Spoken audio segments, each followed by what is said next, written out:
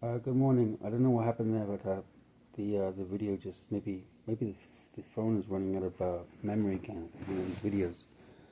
Uh, I just wanted to kind of like share a thought that just came into my mind, and it's basically this: that assuming that these things that I'm going to say are true, like the world is basically in an international conflict, then I think right that one of the most important things that you can do, obviously, is to protect your family and those closest to you, right? That's the first thing. The second thing is that you must have some sort of spiritual life. You can't say that you can get through all of these things without having any kind of spiritual connection with God. Number three, in fact, that should be number one, but I made it number two. Uh, Number three, because of the fact that people all around us are always suffering from this or from that, whether it's a physical, mental thing, or maybe a financial thing, I also believe in my heart of hearts that one has to look out for one's fellow man. And that basically means talking to people, finding out how people are, having chit chat with people on the street, and smiling at people, and like in a genuine way, or even like just communicating with the eyes and recognizing that they're there and they're that you can see them and they can see you. Just those tiny little details can really change a person's day and can put them in a better mindset.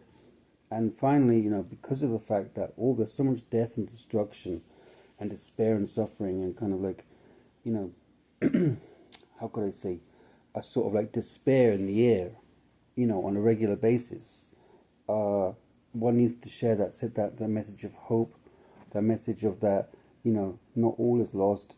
And it's very difficult right now. If you really, really analyze, like I do, social media, right, and you really, really, you are in the know, so to speak, right, it is completely devastating what's been going on planet Earth. And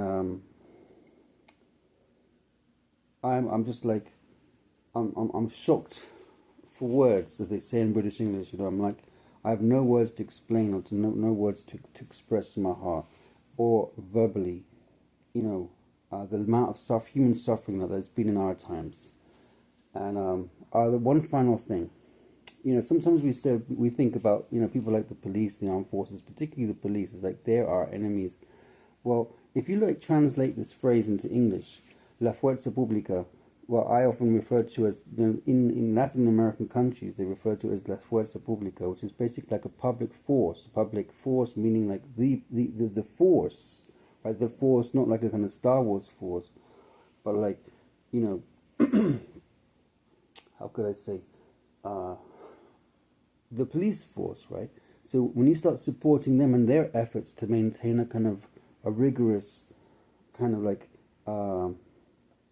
rigor within society, like kind of like a rigorous role in society, you start trusting more in them and what they do and what they're capable of achieving, and just like, you know, not looking down upon those people who have those kind of jobs. Then I also think that you're supporting society and you're doing what God wants us to do. I mean, He wants us to like hold those people in high esteem because they've got important roles to play, right? And it also makes us conscious of the fact that, am I doing this? Is it wrong? Is it wrong for me to do this thing? Is it is it best that I do it this way, and so on and so forth? So you ask yourself these questions on a day-to-day basis. Like, do I need to really go out and buy whatever it is, all right? Or could I help my fellow human being, who is suffering, and I could drop off this thing for that person, and so on. Anyway, it's just a kind of like a spontaneous thing that I wanted to do this morning. God bless you all, keep you safe, healthy and sane, because we need to maintain our sanity above all. And shalom.